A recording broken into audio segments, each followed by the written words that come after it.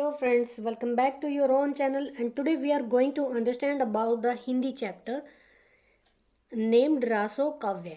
Okay, हम रासो काव्य से रिलेटेड आज जो क्वेश्चन करने जा रहे हैं उसको आपको बिल्कुल अंडरलाइन सेंटेंसेस मैंने इसमें दी हैं आपको, ताकि आपको ज़्यादा टाइम ना लगे और आप अच्छी चीज़ें ज़्यादा जल्दी कवर करें और उससे रिलेटेड ईजिली वे में मैं आपको समझाऊंगी, जिससे कि आपको क्या फ़ायदा होगा कि आप उस चीज़ से रिलेटेड 2-4 सेंटेंसेस जो और ज़्यादा ऐड कर पाओगे, अपने क्वेश्चन को लेंथ दे पाओगे. If your question comes like an ऐसे type question. Okay, let's start. रासो काव्य से क्या अभिप्राय है? आदिकाल में रचित विभिन्न रासो काव्यों का परिचय दीजिए. क्वेश्चन आपका आ सकता है इस तरह से, या किसी एक जो रासो है, जैसे कि मान लिए कुमान रासो या पृथ्वीराज रासो, ये आपके शॉर्ट क्वेश्चन आंसर्स में आ सकता है.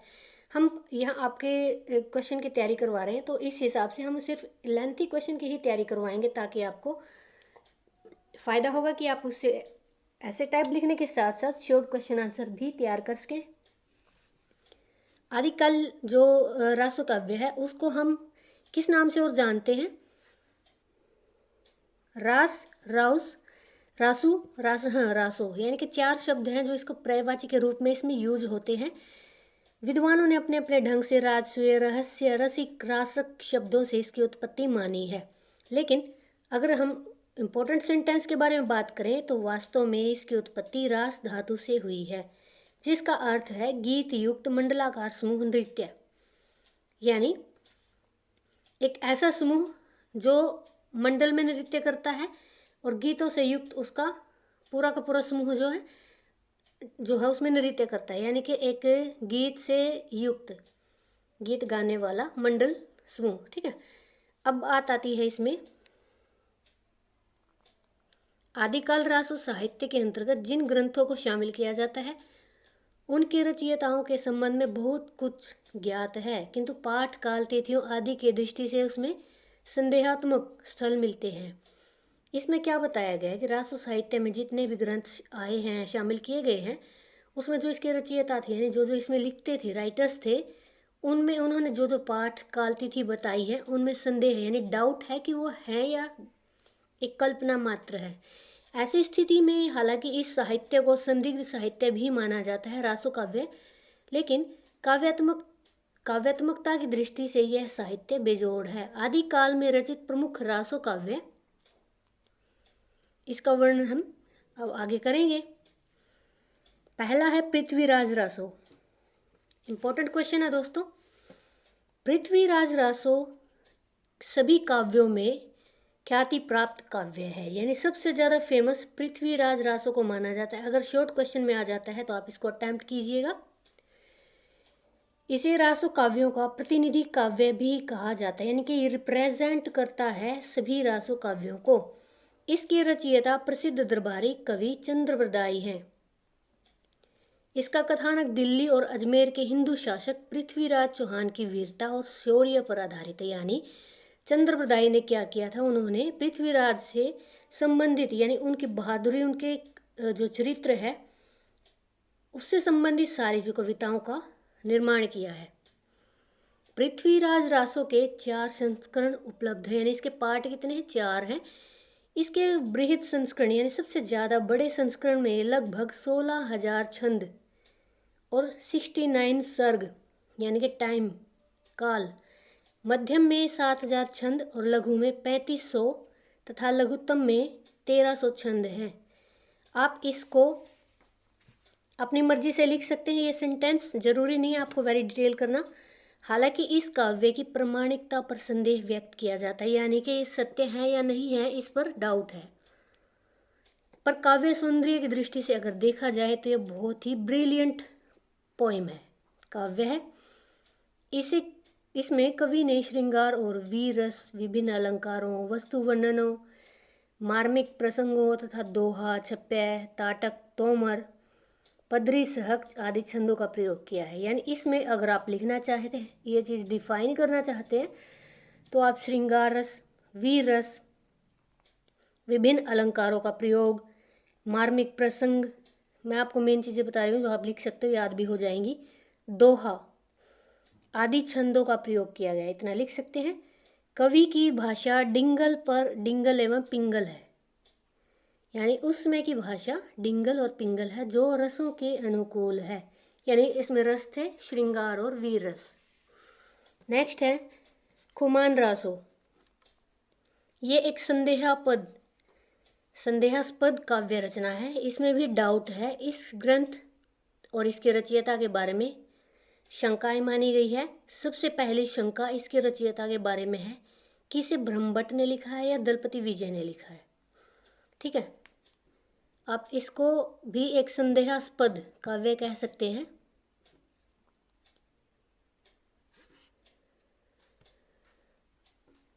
इस प्रश्न का उत्तर विभिन्न विद्वान दलपति विजय के पक्ष में देते हैं। इसके संदर्भ में दूसरी शंका क्या है? शक क्या है कि चित्तौड़ में 3 खुमान हुए थे। खुमान रासों में किस खुमान की कहानी है, यह भी डाउट है। इस रासों में 9वीं शताब्दी के खुमान से लेकर 18वीं शताब्दी के राणा संग्राम सिंह तक की चर्चा है, यानी 9वीं शताब्दी से लेकर 18वीं शताब्दी तक का इसमें पूरा कार्यकाल है जो उसका वर्णन किया गया है, जिसमें राणा सांगा तक खत्म है। ये वास्तव में खुमान रासों में खुमान वंश का इतिहास है। खुमान वंश किसके बारे में बताया गया है यहाँ पे? खुमान से लेकर राणा संग्राम तक का वंश जो है उसके बारे में इसकी डिटेल मतलब जो चर्चा की गई है। अन्य रासों की तरह इसमें भी प्रशिक्षित अंश जुड़े हुए हैं, यानी कि क्या है कि इसकी भाषा की प्राचीनता समाप्त हो गई है, परंतु असली अंशों में प्राचीन भाषा ही मिलती है। अब इसमें क्या बताया गया कि खुमान रासो जो है खुमान वंश का इतिहास है। इसमें रासों की तरह प्रक्षिप्त अंश जुड़े हुए हैं, यानी कि जो है क्षेत्रीय भाषाओं से रिलेटेड है और उसमें प्राचीन भाषा का ही अंश पाया जाता है। थर्ड है परमाल रासो। परमाल रासो क्लिंजर के राजा परमाल के दरबारी कवि जगनिक द्वारा रचित है। क्लिंजर के राजा परमाल के द्वारा उनके दरबारी जगनिक द्वारा रचित है। इसमें चंद्रबरदाई का समकालीन माना जाता है, यानी किसको माना जाता है? दरबारी या परमाल क्लिंजर के राजा जो हैं चंद्रबरदाई के समकालीन माने जाते हैं। यह भी इतिहासकार हैं। इस रासों में उन्होंने महोबा के 2 वीरों आल्हा और उदल की वीरता, 52 लड़ाइयों और उनके विवाहों का बहुत ही काव्यात्मक और ओजपूर्ण शैली में वर्णन किया है। यानी इसमें महोबा जो अभी यूपी में है, इस रासों में उन्होंने महोबा के 2 वीरों आल्हा उदल जिन्होंने कि 52 लड़ाइयाँ लड़ी और फिर उनके विवाहों का वर्णन किया गया है। इसका नामकरण बाबू श्याम सुंदर दास ने किया। 1911 में इसे प्रकाशित करवाया गया। उत्तर प्रदेश में इसे आला के नाम से जाना जाता है। गांव-गांव की भीड़ भरी महफिलों में रात में गाया जाता है, यानी लोकगीत के रूप में इसको गाया जाता है। किसको? परमाल रासों को। अब इसका संकलन संपादन प्रकाशन 20वीं शताब्दी में हुआ था। इसमें कुछ जो प्रशिक्षित अंश जुड़े हुए हैं, इसलिए इसे ऐतिहासिक और भौगोलिक असंगतियों, हास्यास्पद अतिशयोक्तियाँ दिखाई देती हैं। इस सेंटेंस को छोड़ सकते हो आप, कोई खास सेंटेंस नहीं है। आप आसान सेंटेंसेस याद कीजिए, उसी से रिलेटेड आप लेंथ दे सकते हैं, परंतु मूलतः यह एक वीर रस प्रधान रचना है जिसमें वर्णित एक एक छंद आज भी क्षत्रियों में जोश उत्पन्न करता है। परमाल रासो क्लिंजर के राजा परमाल के दरबारी जगनिक ने लिखा, जो कि चंद्रबरदाई का समकालीन। उसमें 2 वीरों का वर्णन, महोबा के 2 वीर थे, 52 लड़ाइयाँ लड़ी, उनकी शादी का ओजपूर्ण और काव्यात्मक वर्णन। नामकरण किया बाबू श्याम सुंदर दास। 1911 में प्रकाशित करवाया गया। उत्तर प्रदेश में इसको आल्हा बोला जाता है और गांव-गांव की महफिलों में रातों में गाया जाता है। माना कि ये एक वीर रस प्रधान रचना है जिसमें वर्णित एक एक छंद आज भी क्षत्रियों में जोश उत्पन्न करता है। जैसे इसमें एक दोहा भी दे रखा है नीचे, 12 बरस लो कुकर जीवे, अरु 13 लो जिए सियार, बरस 18 क्षत्रिय जीवे, आगे जीवन को धिक्कार। यानी इसका अर्थ क्या है कि 12 साल तो कुत्ता जीता है, 13 साल इसमें सियार की उम्र दी गई है, 18 वर्ष क्षत्रिय जीवे, क्षत्रिय, और आगे अगर इससे जीते हैं तो फिर उनका जो जीवन है ओजपूर्ण नहीं रहता, उसको धिक्कार माना गया है। नेक्स्ट देखिए, संदेह रासत, मुल्तान निवासी अब्दुल रहमान ने इसको लिखा। ये एक विशुद्ध प्रेम गाथात्मक खंड काव्य है, यानी कि सारे ये प्रेम के ऊपर काव्य लिखा गया है और 11वीं-12वीं शताब्दी में इसकी रचना की गई है। इसमें 223 पद हैं, आप लिख सकते हैं, याद होता है आपको तो। यह एक दूत काव्य है जिसमें वियोगिनी नायिका का विरह वर्णन अत्यंत मार्मिकता के अनुसार किया गया है। दूत काव्य का मतलब यहाँ पे है कि ये संदेश देता है एक नायक यानी कि हीरोइन जो है उसके वियोग, जुदाई का अत्यंत मार्मिक यानी कि बहुत ही दयनीय दूत काव्य इसको संदेश देता है। संदेश कथनों में नारी हृदय की परवशता, आकुलता, विदग्धता एक साथ मुखरित हो उठी, यानी इसको संदेश काव्य बोला जाता है, दूत काव्य बोला जाता है। यानी कि एक ही हीरोइन का या नायिका है जो उसका संदेश, उसके वियोग का संदेश जो है लोगों तक पहुंचाता है। तो इसमें नारी की परवशता यानी कि किसी के अधीन होना, बेचैन होना, और विदग्धता मतलब क्या है, एक तरह से बेचैन होना, तड़पना, ये मुखरित होती है यानी कि इसमें दिखती है, बताई जाती है। अब डॉक्टर नामवर सिंह क्या कहते हैं, यह समझना एक इमेजिनेशन, भ्रांति है कि यह ग्राम्य अपभ्रंश में लिखा हुआ काव्य यानी कि एक गांव की भाषा में लिखा हुआ काव्य है, यह एक भ्रांति है, अफवाह है। वास्तव में इसके भाव और भाषा पर नागरिकता की छाप है, यानी कि शहरी इसकी भाषा थी। छंद विविधता थी, इसमें अलग अलग छंदों का यूज किया गया है, अलंकार को सजाया गया है। तो दोनों दृष्टि से ये अत्यंत परिमार्जित रचना है। परिमार्जित का मतलब यहाँ पे दिया गया है कि छंद और अलंकारों का अच्छा मिश्रण किया गया है समय समय पर। 5th नंबर पर है बीसल देव रासो। यह नरपति नाल्ह द्वारा रचित है, यानी बीसल देव रासो नरपति नाल्ह द्वारा रचित है। इसमें 27 प्रतियां यानी कि कॉपी है इसकी 27, जिसका संपादन करके डॉक्टर माता प्रसाद गुप्त ने 500 छंदों में से केवल 128 छंदों को प्रमाणिक माना है और शेष को प्रक्षिप्त, यानी कि प्रक्षिप्त का मतलब क्या है, इस साइड उनको मान्यता नहीं होती है। उन्होंने इसका रचना काल 1312 माना है, लेकिन अधिकतर विद्वानों ने इस कृति को संख्या 1272 में रचित माना, यानी इसको 1272 ईस्वी में रचित माना है।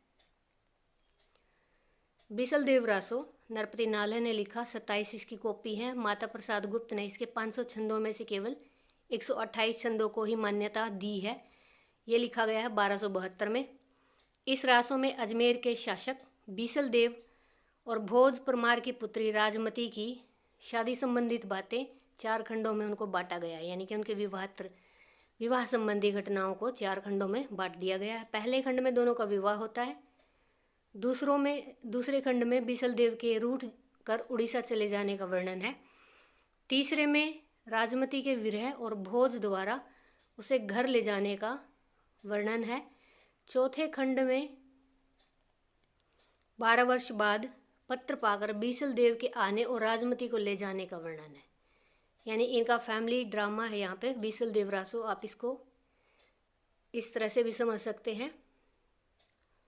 इस काव्य में श्रृंगार रस प्रधान है। यह श्रृंगार रस का क्यों इसमें यूज किया गया, क्योंकि देखिए पहले उनकी शादी होती है, श्रृंगार रस का खूब यूज होता है, जिसमें कि संयोग रस का ज़्यादा प्रयोग होगा। फिर जब ये चली जाती है, वियोग हो जाता है, जुदाई होती है, इनकी वियोग रस का ज़्यादा इसमें प्रयोग किया जाता है। इसकी भाषा गुजराती से लेकर ब्रज भाषा के शब्दों का इसमें प्रयोग किया गया है। 6 नंबर पर है विजयपाल रासो। यह नल्ल सिंह द्वारा रचित है। इसके 22 छंद हैं।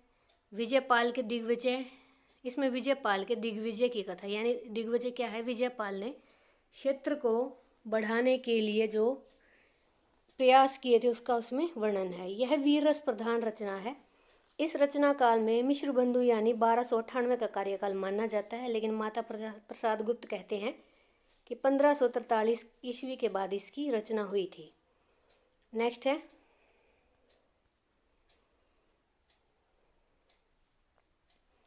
हमीर रासो।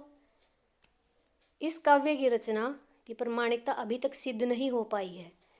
प्राकृत पेंगलम में हमीर नरेश ने से संबंधित कुल 8 छंद मिले। हमीर से संबंधित है तो उसी के लिए लिखी गई है।